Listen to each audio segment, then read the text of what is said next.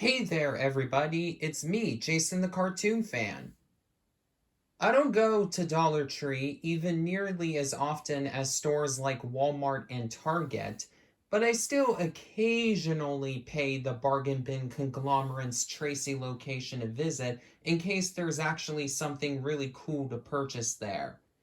It only happens on a very rare basis, but sometimes I do get lucky and find tons of neat pieces of merchandise to add to my collection. And yesterday was one of those lucky days.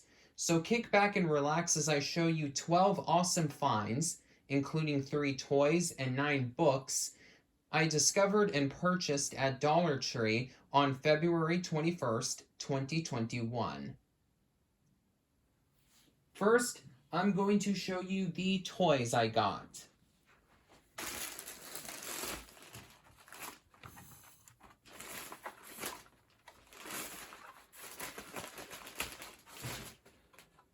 A set of 3 figures for The Incredibles, consisting of Mr. Incredible, Elastigirl, and Violet.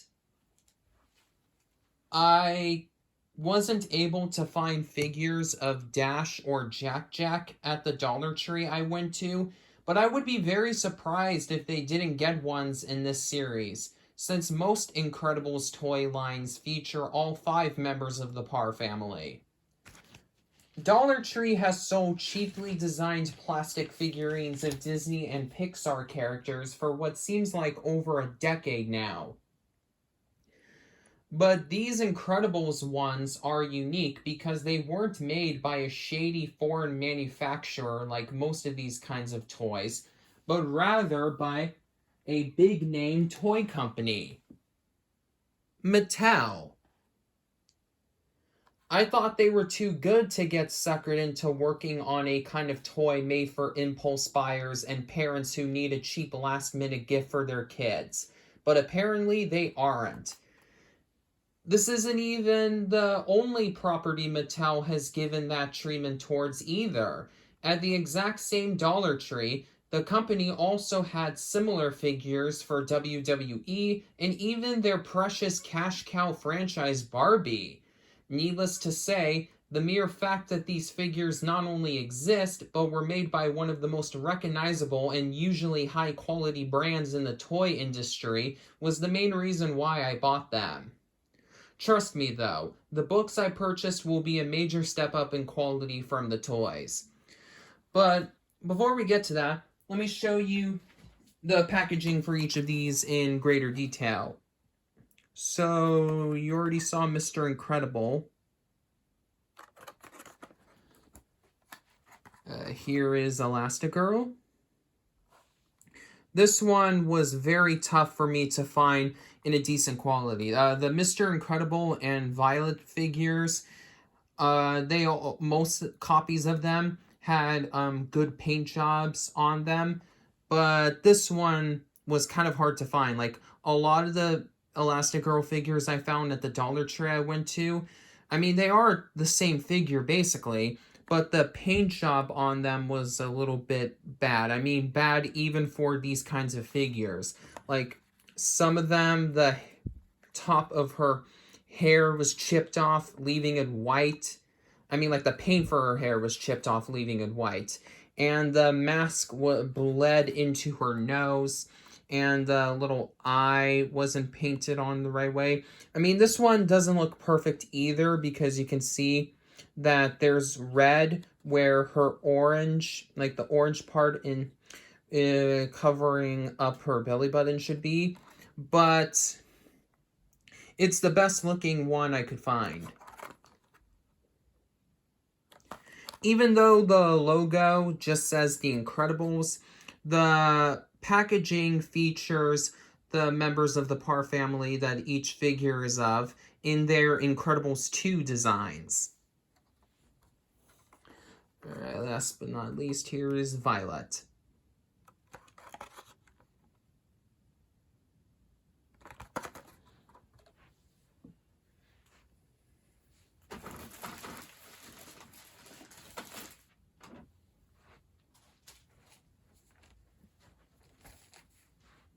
Let's start the book showcase with a title guaranteed to blow away any feelings of mediocrity the beginning of this video may have created. Regular show. Tales from a regular show. Now you can see what I mean when I said that I got really lucky at Dollar Tree yesterday. The location I went to was selling 2 books each for the duo of shows which essentially kicked off not just the Silver Age of Cartoon Network, but also the animation renaissance of the 2010s, Adventure Time and Regular Show, and all 4 of those books will be featured in the video. This particular Regular Show book is a digest-sized chapter book featuring 3 unconnected stories.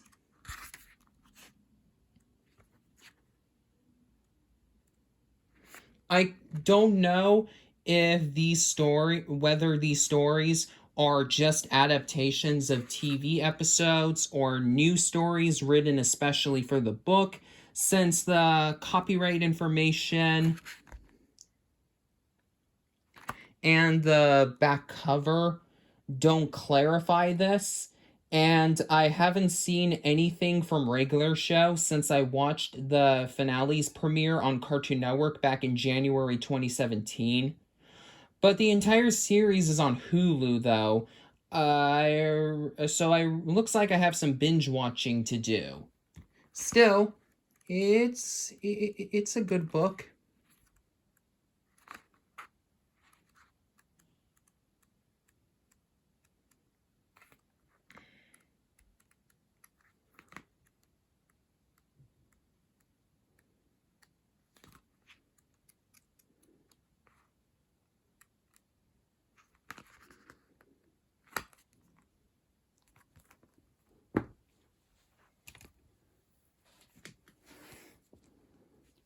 The second Regular Show book I purchased at Dollar Tree is titled Employee Handbook. As the title suggests, it's a recreation of the handbook containing all of the rules and regulations Benson has placed for the employees of the park, which Mordecai and Rigby, of course, ignore for the most part. Speaking of whom, the book isn't merely a recreation of said handbook, as the bird and raccoon provide their own colorful commentary via comic balloons that appear above random stock images of the duo, with Skips, Pops, Muscle Man, High Five Ghost, and even Benson responding to their commentary in pretty much the same style. It's a very hilarious read for fans of the show, and I even own a similar book for The Amazing World of Gumball titled Miss Simeon's Ironclad Rules for School, which essentially applies the same treatment towards the school handbook for students at Elmore Junior High, but obviously with Gumball characters providing the commentary instead of Regular Show characters.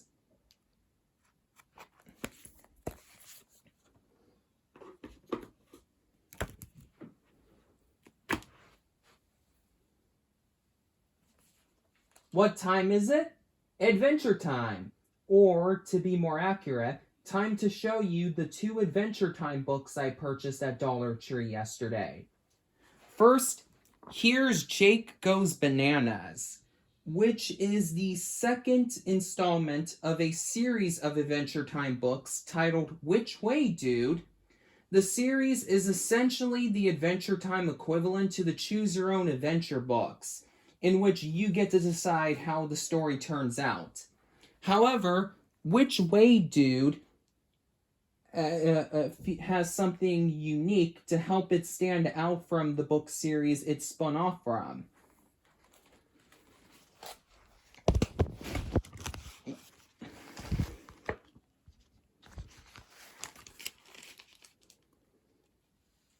Many of the pages in the book feature activities you can do, ranging from mazes to word searches to spot the differences games. And these activities determine what happens next in the story if you come across them. More often than not, goofing up on these activities will result in a bad ending.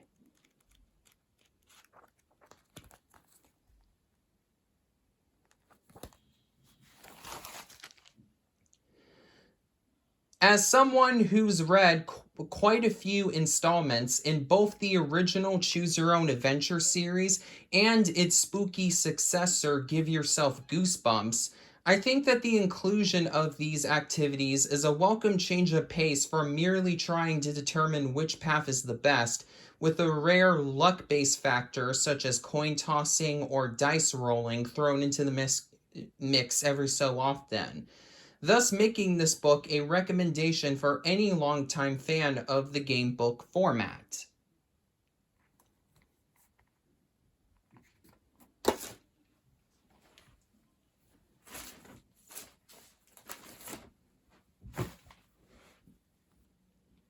The second Adventure Time book I purchased at Dollar Tree yesterday is titled Get on the Mic, and it's a songbook providing the lyrics for all the tunes featured in the series up to the book's 2013 publication.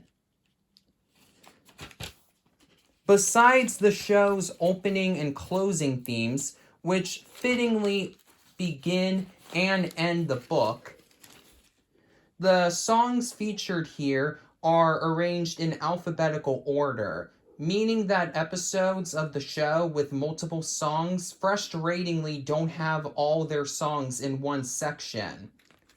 But presumably, as a way to compensate for this, the book also lists which specific episode each song is from right above their titles. So those who aren't Adventure Time experts will have a general understanding of when they should perform each song in the rare circumstance where they would improvise an Adventure Time karaoke concert. I'm only a casual Adventure Time fan, so I wouldn't have purchased this book if it wasn't so cheaply priced, but diehards will definitely get a kick out of it. There's a similar book for Steven Universe titled Live from Beach City, and I'm seriously hoping I can get lucky enough again to find a copy of said book from Dollar Tree as well, since you all know how much I love Steven Universe. All of the Adventure Time and regular show books featured in this video were published by Penguin, who has been releasing books for all the popular modern Cartoon Network shows since 2013. First under their Price Stern Sloan imprint, and then, beginning in 2016, as part of a new imprint created exclusively for the brand, Cartoon Network Books, meaning that CN now has its own press company. My guess as to how these books ended up in Dollar Tree is that these were leftover stock in Penguin's warehouses, and since Adventure Time and regular show have both been canceled for a few years now, I assume that the company didn't think the books could be sold at their full price in a store like Barnes & Noble. So they gave their leftover copies of the books to Dollar Tree as a last resort once their inventory became too filled up to justify hanging on to them. No matter how accurate my assumption actually is, though, I'm super happy to have found these awesome Cartoon Network books brand new for a really good price. We're heading back to Disney territory with these next two books. A Mickey Mouse comic book, and a Disney Princess comic book. The Mickey Mouse comic features a reprint of The Mysterious Crystal Ball, a classic story that was previously serialized in 3 issues of the iconic Walt Disney Comics and Stories series.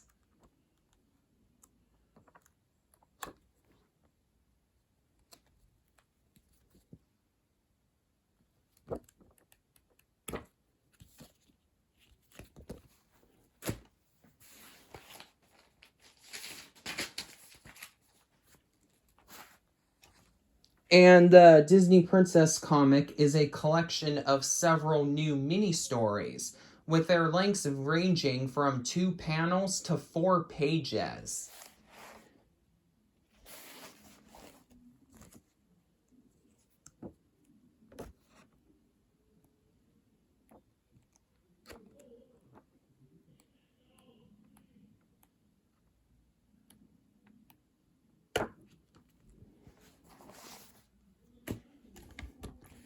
Many comic books featuring Disney characters have been published since near the company's beginning, but these 2 were made exclusively for sale at Dollar Tree.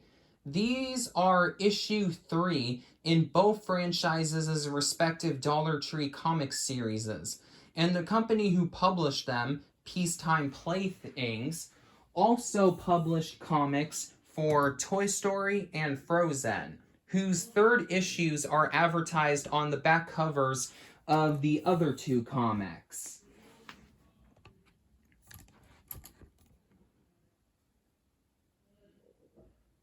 I personally find Frozen to be extremely overrated, but I definitely would have purchased the Toy Story comic if I could find a copy of it, but I couldn't find one at the Dollar Tree I went to yesterday.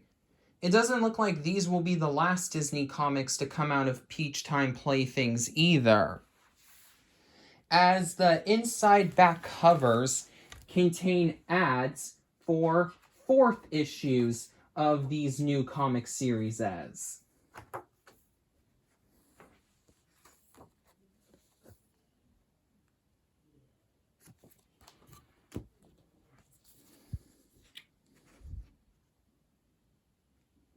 Now, that doesn't always guarantee that new issues of comic books will be published, since Star vs. the Forces of Evil had a comic series subtitled Deep Trouble that was originally going to be an 8-issue miniseries, but unfortunately, Disney canceled it after only 4 issues were published, thus ending that comic, which had an ongoing narrative, on a cliffhanger.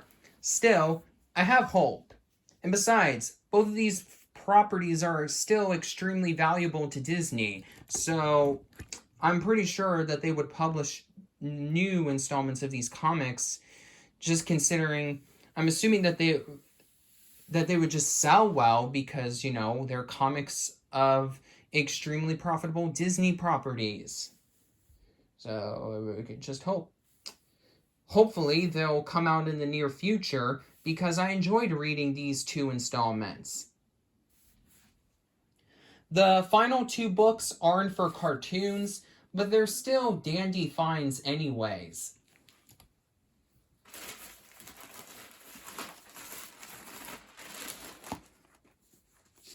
First, here's Still Fooling 'Em, which is a memoir written by one of my all-time favorite comedians, Billy Crystal.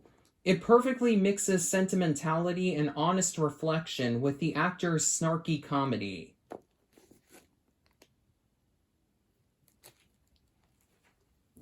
Last and least for the books, here is Don't Get Mad Libs, Get Even Funnier, one of the many, many installments in the eternally popular Mad Libs activity book series. This one allows you to create random variants on traditional jokes, but is otherwise identical to every other Mad Libs book. It's a pretty underwhelming way to wrap up this video, especially when you compare it to the other things I showcased here. But it's certainly not a bad book, since I absolutely love playing Mad Libs with my friends and family members.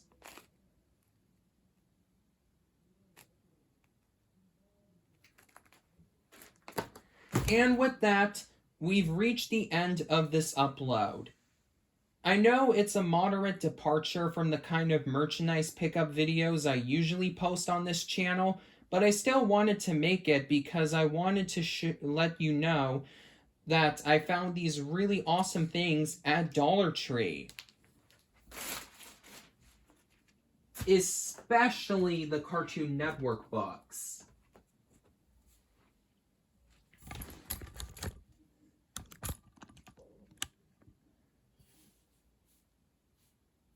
If you visit Dollar Tree on a regular basis, did you find any of the stuff I showed here at the store recently? If not, what was the coolest thing you ever purchased there? Was it anything that I'd be into? Feel free to let me know your answers, as well as any thoughts you have on this video, by commenting below. And while you're at it, please make sure to also give the video a like. Additionally, if you're new to this channel and haven't already done so, then please subscribe to the channel and hit the notification bell so you won't miss any of my future videos. Until next time, this is Jason the Cartoon Fan signing off.